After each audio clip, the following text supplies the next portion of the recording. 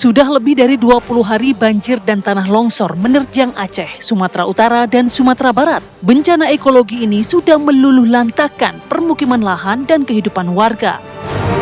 Presiden Prabowo Subianto menyoroti serius bencana alam yang terjadi. Secara berkala, Presiden meninjau langsung situasi penanganan bencana di Pulau Sumatera. Prabowo berkomitmen bahwa pemerintah mampu tangani bencana dan terus bekerja keras memenuhi kebutuhan para korban. Prabowo juga menekankan bahwa dirinya tak bekerja sendirian, melainkan bekerja dibantu oleh para jajaran Menteri Kabinet Merah Putih, para relawan yang bergotong royong, pemerintah daerah, hingga jajaran lembaga lainnya. Dalam sidang Kabinet Paripurna di Istana Negara Jakarta, Presiden memberikan arahan kepada sejumlah menteri dan wakil menteri Kabinet Merah Putih. Lantas, apa saja arahan Presiden Prabowo Subianto dalam sidang Kabinet Paripurna terkait penanganan bencana? Sudah ke sana beberapa kali, ke Aceh saya sudah 3 kali, ke Sumatera Utara 2 kali, ke Sumatera Barat baru 1 kali. Rencananya saya akan segera ke sana lagi. Saya merencanakan minimal seminggu sekali akan saya lihat daerah itu untuk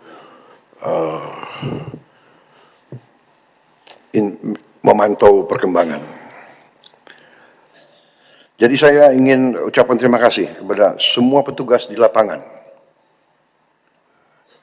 Ya, semua lapisan saya lihat dari yang tertinggi, para menteri, para wakil menteri, para kepala badan, saya lihat di lapangan. Saya lihat dirut-dirut perusahaan-perusahaan yang penting ada di lapangan. Jangan pejabat-pejabat tokoh-tokoh datang ke daerah bencana hanya untuk foto-foto dan untuk dianggap hadir. Ya, mohon sebaliknya kita tidak mau ada budaya wisata bencana. Jangan, kalau datang benar-benar harus ada tujuan untuk membantu mengatasi masalah. Saya ditelepon banyak pimpinan kepala negara yang ingin kirim bantuan, saya bilang terima kasih.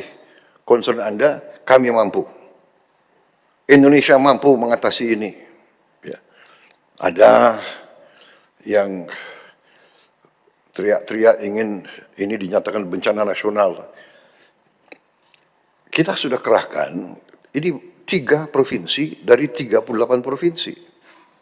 Jadi situasi terkendali, saya monitor terus, ya, dan kita sudah merencanakan segera akan kita bentuk, apakah kita namakan badan atau satgas rehabilitasi dan rekonstruksi. Segera kita akan bangun hunian-hunian sementara dan hunian-hunian tetap. Bahkan mungkin saya dapat laporan dari Menteri Perumahan, ya, mungkin mulai hari Minggu ini kita sudah mulai membangun 2000 rumah.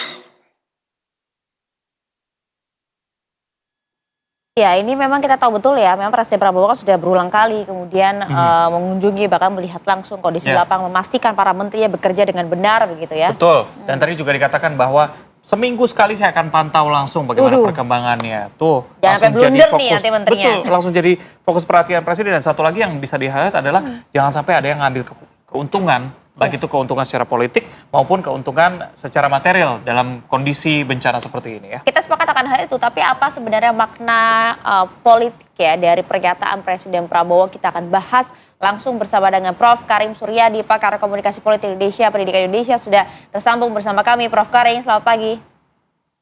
Selamat pagi, Maria, Reza. Ya, terima kasih sudah bergabung bersama kami, Prof. Dan juga sudah ada di studio bersama kami, ada Prof. Nyarwi Ahmad, analis politik UGM. Mas Nyarwi, selamat pagi. Pagi, Maria, Reza. Oke, menarik kalau kita simak apa pernyataan dari Presiden Prabowo. Singkat, tapi nampaknya banyak yang bisa dibahas. Menurut Anda seperti apa nih, Mas Nyarwi? Ya, saya kira banyak ya. Dari beberapa poin aja kita bisa dapatkan. Yang pertama yang tadi dikutip ya, Presiden itu memperjelas ya, jangan ada wisata bencana. Kan awal-awal ketika bencana terjadi kita tahu gitu ya, itu kan semacam dijadikan tempat ngonten gitu ya. Iris. Walaupun diklarifikasi beberapa ya, misalnya contoh yang dikritik awal termasuk itu Pak Zul gitu ya. Kemudian dijelaskan juga, diklarifikasi. Terus ada juga anggota DPR juga kita tahu gitu ya, dan yang lain. Jadi meluruskan gitu ya, kalau orang datang ke bencana, tempat bencana, ya ini soal, jadi ini kepemimpinan moral sebenarnya dalam presidensi, itu apa yang harus dilakukan, kan gitu. Nah pertama misalnya tadi dijelaskan Pak Prabowo kan, ada masalah, bantu solusinya bagaimana, ya kan, cara-cara mengatasinya bagaimana, karena kalau orang daerah bencana itu kan harus dibantu.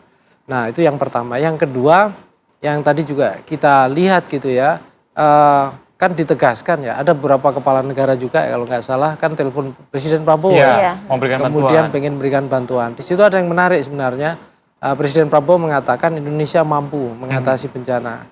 Tapi kan juga kita bisa lihat juga kalau dari berbagai komen-komen kritis dari netizen gitu ya, itu kan salah satunya penanganan yang lambat dan seterusnya, itu kan muncul. Jadi antara apa yang diharapkan oleh khususnya netizen dan mereka yang di tempat dan melaporkan ya, termasuk melalui berbagai platform media sosial misalnya TikTok dan yang lain, itu kan harapannya terlalu tinggi dan sangat tinggi, karena itu wajar ya dalam kondisi misalnya susah dapat akses ya, mulai dari listrik, sembako, minuman, makanan dan seterusnya gitu, tempat tinggal, air bersih ya dan seterusnya ya betul. Nah itu mungkin tidak secepat yang diharapkan gitu loh, karena memang medannya susah. Kondisinya betul Ya, di lapangan. makanya di sini sebenarnya kan saya lihat ini kalau ke negara asing memang sudah selayaknya Presiden harus menunjukkan bahwa kami mampu gitu loh. Oke, artinya menurut pernyataan saya. presiden itu sebenarnya ditujukan untuk rakyat atau untuk negara-negara asing yang Ya ingin menyatakan negara bantuan? asing ya meyakinkan masyarakat ya, tapi khusus saya kira ya kalau terkait dengan birokrasi, kementerian dan seterusnya, itu kata mampu di situ harus ditambahkan harus mampu, kan gitu. Jadi karena apa? Karena di mata rakyat itu yang mungkin harapannya terlalu berlebihan, memang wajar ya. Dan kemudian kemampuan menangani dianggap kurang cepat, walaupun sudah berusaha cepat gitu ya. Itu kemudian bisa jadi akan memunculkan skeptisisme. Kok rasanya kurang mampu kan gitu. Jadi kata di sini saya kira memang harus ditunjukkan mampu dan benar-benar mampu gitu. Mampu artinya ini tantangan. Tadi makanya Pak Presiden di awal kan menyatakan terima kasih kepada yang di lapangan bekerja keras. Saya kira itu support moral yang luar biasa di sana kepada kawan-kawan, saudara-saudara kita atau para birokrat yang ada di lapangan, yang memang aparat di lapangan yang kerja keras gitu loh. Dengan medan yang saya kira di mana-mana kalau bencana itu medannya pasti susah gitu loh. Dan bayangkan ini skala luasnya kan luar biasa gitu loh. Di 3 provinsi gitu. Nah, ini saya kira juga dengan berbagai kondisi apa yang ada hari ini, saya kira itu tidak semudah membalikkan telapak tangan. Artinya sudah tidak mudah seperti direncana di atas meja atau di atas kertas seperti itu. Karena tantangannya banyak sekali ya. Yang pasti adalah yang harus ditegaskan bahwa kementerian dan juga pemerintah harus mampu. Nah, Prof. Karim, ini kan Presiden juga sempat mengatakan bahwa memang seminggu sekali nanti saya akan pantau ke sana. Sudah 3 kali Presiden menuju ke sana. Ini makna yang ingin disampaikan sebenarnya apa? Kemarin saya melihat di kantor ya rapat itu. Dan saya mendengar langsung itu. Jadi pertama ada beberapa konteks. Yang pertama, Presiden sedang menunjukkan concern-nya yang luar biasa. Ini terlihat dari intensitas kunjungan, selain juga dari respon atas laporan menteri yang disampaikan kemarin. Pertama, tentang menolak disaster spectacles gitu ya. Bencana sebagai tontonan. Ini sebuah pernyataan yang sangat luar biasa hebat. Jadi Presiden sedang memframing moral tentang tindakan mana yang boleh, yang patut, yang layak, dan tidak layak. Ini sekaligus penolakan Presiden terhadap gaya kepemimpinan yang populisme dangkal, ya, empatisme yang palsu gitu ya. Sebab Presiden ingin kehadiran negara di tempat bencana itu bukan sekedar ada hadir terlihat rekam kamera, rekam video, televisi, dan lain-lain. Tapi Presiden ingin menegaskan bahwa negara hadir dalam kerja. Kenapa begini? Karena ini terkait dengan konteks masyarakat Aceh terutama gitu ya, yang masih dilanda trauma tsunami yang berkepanjangan. Jadi menurut saya kalau respon mereka begitu reaktif dibanding kelompok yang lain, itu wajar. Karena apa? karena mereka punya pengalaman traumatik yang menghadapi bencana tsunami. Jadi bayang-bayang ketakutan itu membuat mereka menjadi tidak sabar menunggu. Meskipun Presiden sudah sangat tepat mengatakan bahwa kami pemerintah tidak punya tongkat tembibusa, tapi akan bekerja keras. Tapi terlepas dari itu, legitimasi negara, kalau kita dilihat dalam konteks komunikasi bencana, itu muncul dari kepercayaan, bukan dari bagaimana negara memperlihatkan unsur-unsur otoritas kekuatannya. Jadi bukan dari jumlah pesawat tempur yang hadir, kemudian jumlah personil yang datang, tapi sesungguhnya legitimasi itu datang dari kepercayaan masyarakat yang terlihat dari pertama kecepatan respon ya, kecepatan respon. Kemudian yang kedua dari empati yang terlihat. Dan yang ketiga itu dari kedekatan antara pesan yang terungkap dan narasi yang muncul di lapangan.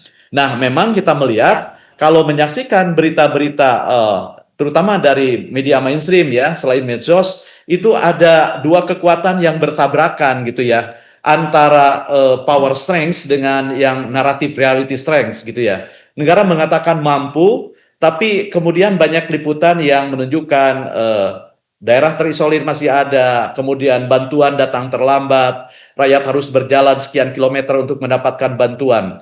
Nah itu kan framing yang berbeda. Tapi terlepas dari itu semua, menurut saya hal yang harus disikapi adalah pernyataan bahwa negara mampu itu bersifat kapabilitas responsif gitu ya, kapabilitas responsif terutama dalam hal menghadapi bencana ini. Tapi jangan lupa ini harus juga dibaca sebagai kapabilitas distributif dan regulatif, terutama dalam hal bagaimana mendorong negara mendistribusikan sumber daya yang dibutuhkan, sekaligus bagaimana mengatur tindakan yang boleh dan tidak boleh. Nah, terhadap yang kedua ini kan muncul dalam respon Presiden ketika Menteri Kehutanan menyampaikan laporannya. Berbeda dengan respon Presiden terhadap laporan menteri-menteri lain, tatkala Menteri Juli Antoni menyebut berapa hektar lahan yang sudah diselamatkan, artinya izin dicabut, Presiden langsung menyela dan meminta klarifikasi tentang jumlah yang firm. Menurut saya, ini sebuah pernyataan yang sangat bagus bahwa kata Presiden, Menteri nggak boleh takut. Bila perlu, minta bantuan polisi, tentara, kementerian lain. Ini dalam komunikasi politik merupakan sebuah comment clarity, sebuah perintah yang tidak ragu, yang tegas, singkat, sekaligus tidak menyediakan ruang yang abu-abu. Nah, ini apa pesannya? Pesannya ini memframing bahwa kejadian di Sumatera itu bukan semata-mata alamiah, tetapi disebabkan oleh tindakan pengrusakan yang nyata. Jadi kalau ditanya siapa penyebabnya, penyebabnya adalah pelaku perusakan itu gitu ya. Apalagi misalnya validasi empiriknya sudah sangat nyata gitu ya. Kayu yang gelondongan yang masuk gitu ya, yang nyata dipotong gitu ya. Jadi ini menegaskan bahwa banjir, longsor, deforestasi adalah tindakan ulah mereka yang merusak hukum. Dan dengan menyebut TNI dan polisi, kementerian lain, ini pesannya adalah Presiden sedang mengirim sinyal tentang integrasi kekuasaan negara. Sehingga bencana di sana, pengrusakan lingkungan, bukan masalah sektoral, tetapi merupakan masalah keamanan negara. Jadi menurut saya, ini senapas dengan apa yang pernah dialami Singapura ketika Lee Kuan Yew memimpin di sana. Ketika terjadi perusakan tata kota, Lee mengatakan, tegakkan hukum dengan pasti. Sebab sekali hukum menjadi cemoohan, dan itu kalau tidak ditegakkan akan jadi cemoohan, maka sekali hukum jadi cemoohan, maka ia akan kehilangan semua otoritasnya gitu ya. Jadi ini sebuah pernyataan yang jelas, singkat, padas, baik pernyataan pertama tentang menolak bencana jadi tontonan maupun yang kedua tentang jangan takut-takut itu. Baik. Iya, Prof. Karim, ini banyak juga yang menerjemahkan bahwa kehadiran Presiden seminggu sekali di sana seolah-olah bahwa mengawasi jangan sampai ada yang bermain begitu ya di sana, termasuk itu kementerian. Bagaimana Anda menyikapinya? Nanti kami akan bahas usai jeda, tetap bersama kami di Apa Kabar Indonesia Pagi. Kami lanjutkan perbincangan, Prof. Karim, ada yang menerjemahkan bahwa hadirnya Presiden seminggu sekali di sana seolah-olah seperti orang tua yang mengawasi anak-anaknya jangan sampai nakal begitu. Anda melihatnya gimana, Prof? Saya punya perspektif lain ya. Bahwa presiden mengawasi anak buahnya untuk bekerja serius mungkin iya ya. Tapi kalau dari dimensi yang lain justru ada, saya ingat pernyataan salah seorang tokoh di Aceh ya, ketika pasca tsunami dia mengatakan begini, dalam bencana yang paling ditakutkan itu bukan soal gelombang, tapi perasaan ditinggalkan. Jadi menurut saya kehadiran presiden itu untuk menyangkal, menolak, mengusir perasaan ditinggalkan itu. Apalagi kondisi Aceh, sekali lagi ya, pernah mengalami traumatik yang luar biasa dalam, sehingga begitu ada bencana yang mirip, apalagi gubernurnya mengatakan banjir longsor kemarin itu seperti tsunami kedua, itu akan menimbulkan ketakutan luar biasa, sehingga kehadiran pemerintah, presiden di sana itu akan menjadi sebuah oase ya, akan menjadi oase moral. Untuk apa? Paling tidak pesannya pertama, simbol keteguhan. Kemudian simbol solidaritas, sekaligus tekad bahwa Aceh, Sumatera Utara, dan Padang akan bangkit kembali bersama dengan masyarakat Indonesia pada umumnya.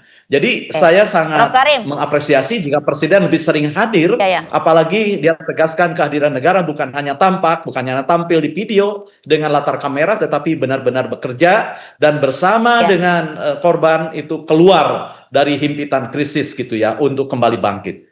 Ya, memastikan bahwa para korban terdampak bencana ini tidak sendirian begitu, negara hadir bersama dengan mereka, termasuk juga Mas Nyarwi, kalau kita lihat presiden getol sekali memastikan bahwa ini semua bisa berjalan dengan cepat penanganannya, tapi kalau Anda lihat para pembantunya di kabinet, para menteri ini larinya sama nggak sih kecepatannya sama presiden ini? Ya harus sama. Gini ya, Maria, Reza ya, ada namanya kalau dalam sistem pemerintahan presidensial itu unitary executive power ya. Jadi kalau di kita itu disederhanakan istilahnya itu tidak ada visi misi menteri, yang ada visi misi presiden. Nah, dalam pengelolaan kekuasaan sesungguhnya juga sama persis. Ya, semua kekuasaan itu kan di manage ya, eksekutif maksud saya, itu di manage oleh presiden. Menteri itu makanya di Undang-Undang Dasar kita kan disebut pembantu presiden. Kan kira-kira gitu. Nah, makanya itu yang seringkali ya, karena kementerian itu kalau di Amerika itu kan namanya sekretari ya, bukan menteri ya, tapi sekretari gitu. Di Inggris juga sama gitu ya.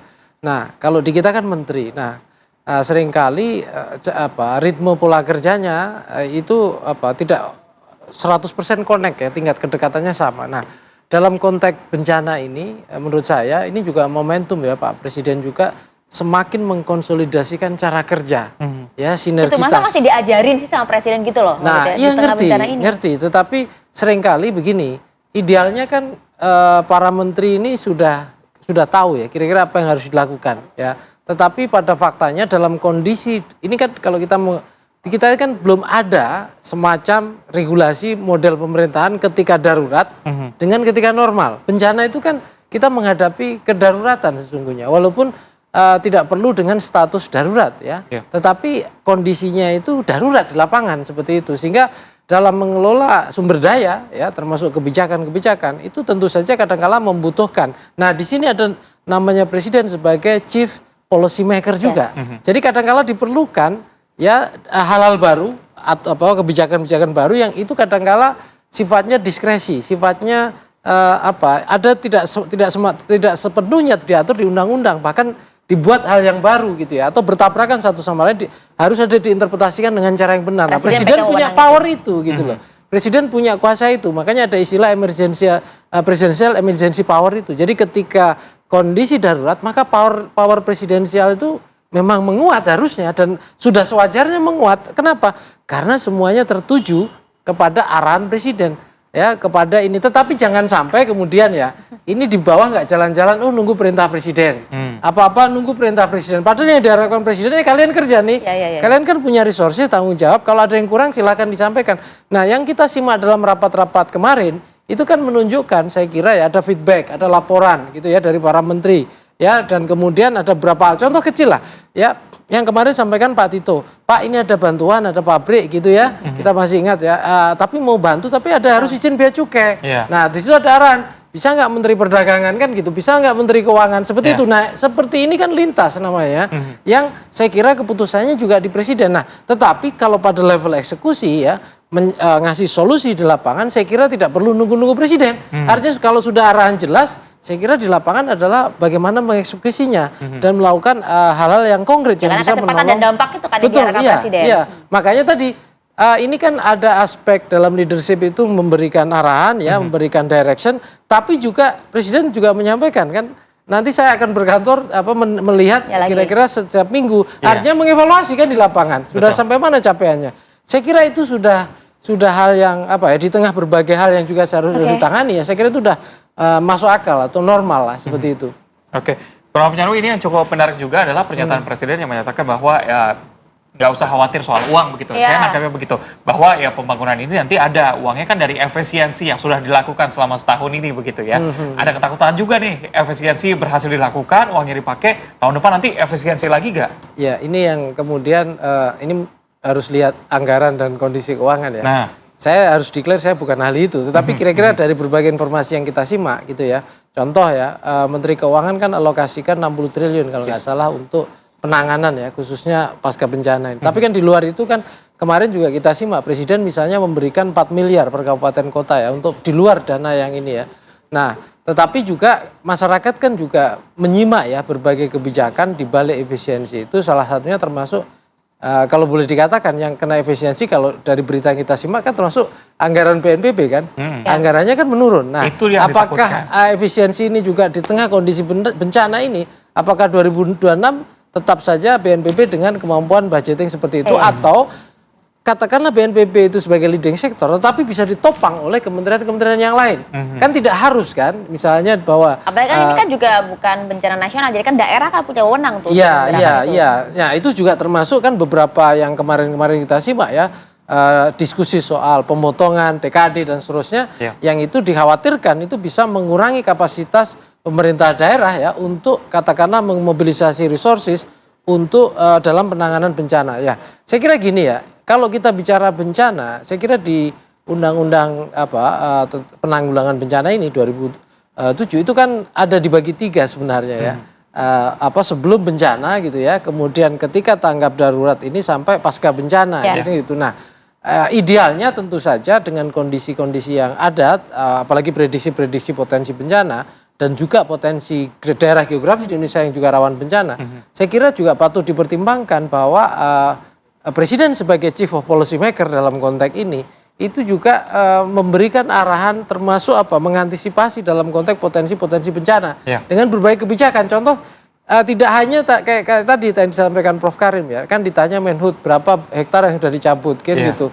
Nah, ini kan artinya peristiwa sudah terjadi ya, kemudian baru direspon kan gitu. Nah, tentu kan bisa aja ada evaluasi untuk mengantisipasi potensi kerusakan yang lebih besar kalau seandainya ya ada badai ini tropis ini yang kemudian bisa merugikan yang lebih besar sehingga sebelum peristiwa itu terjadi lebih awal diantisipasi sehingga tingkat dampak korban dan kerugian itu bisa lebih diminimalisir. Kita kan nggak tahu ya karena di luar pengetahuan kita, di luar prediksi kita, bahkan Presiden sendiri berharap punya tongkat Nabi Musa tapi nggak punya tongkat Nabi Musa kan gitu. Nah, ini yang saya kira juga kelemahan juga yang harus kita apresiasi juga. Artinya Presiden dan kementeriannya saya kira sudah berusaha ya. Nanti kita bisa lihat itu gitu. Ya lagi-lagi karena kan memang ini luasannya luar biasa, 3 provinsi dan juga dampak di lapangan juga luar biasa. Prof Karim, hingga Presiden sampaikan bahwa Indonesia mampu tangani bencana, tapi bagaimana ya apa yang harus dilakukan oleh pemerintah kita saat ini untuk bisa membuktikan itu juga kepada negara-negara luar bahwa Indonesia mampu menangani bencana secara cepat dan juga tepat sasaran, Prof Karim. Oh iya, tadi saya katakan memang kalau melihat berita-berita gitu ya, itu ada ketegangan antara narrative of strength dan narrative of suffering gitu ya. Antara narasi tentang negara mampu, kita bisa, kita cukup kuat lah dengan mengerahkan berbagai kekuatan, tapi di sisi lain muncul berita-berita ya seperti yang saya katakan tadi gitu ya. Ada masyarakat yang ngantri bantuan jalan kaki karena masih terisolir, atau misalnya bahkan kita pernah mendengar pernyataan dari Gubernur Aceh ya, bahwa banyak pengungsi yang meninggal bukan karena penyakit tapi karena kelaparan. Jadi menurut saya ini sebuah realita dan ini sekaligus ujian gitu ya. Dan itu sebabnya mengapa Presiden sangat tegas dalam hal ini, terutama kepada para pembantunya bahwa saya pikir pesannya jelas ya. Sebagai pilot, Presiden jangan pernah diberi altimeter palsu. Artinya jangan pernah diberi informasi yang hanya menyenangkan, tapi isinya menyesatkan gitu ya, berupa kepalsuan, gimmick, atau asal Bapak senang dan lain-lain. Itulah sebabnya Presiden langsung, cek langsung, konfirmasi gitu ya.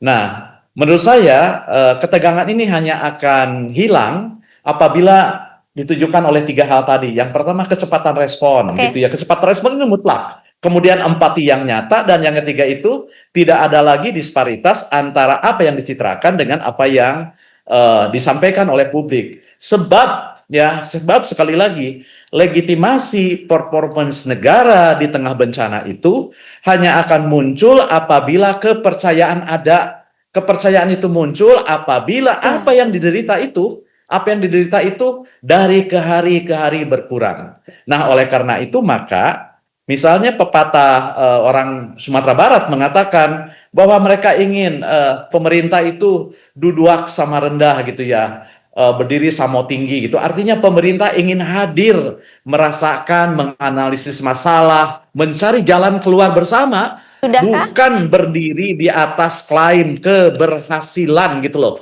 Itu sebenarnya pesan dari Padang, dan itu dirasakan di Aceh, dirasakan di Sumatera Utara. Jadi menurut saya komitmen pemerintah sudah jelas, komitmen Presiden, arahan Presiden sudah sangat jelas. Jelas, singkat, tidak ada ruang abu-abu, siapapun pembalak hutan, tindak tegakkan hukum, jangan takut gitu ya. Kekuatan akan dikerahkan, termasuk tadi sudah disebut oleh Prof. Nyarwi, berapa triliun anggaran yang diarahkan ke sana. Jadi sebenarnya support negara sudah luas, itulah sebabnya mengapa Presiden sampai sekarang kan tidak menetapkan sebagai bencana nasional. Ya. Oke, kita tunggu nanti gerak cepatnya pemerintah kita di lapangan untuk kemudian bisa memberikan rasa kehadiran dan juga dampak nyata di lapangan. Terima kasih Prof. Karim, Mas Nyarwi, terima kasih banyak bersama kami. Pemirsa, kita ajak Anda untuk jeda sejenak. Usai jeda kami punya informasi konten kreator atau YouTuber Muhammad Adimas Firdaus alias Resbob yang ditangkap di Semarang, Jawa Tengah karena telah dilaporkan melakukan ujaran kebencian. Selengkapnya usai jeda.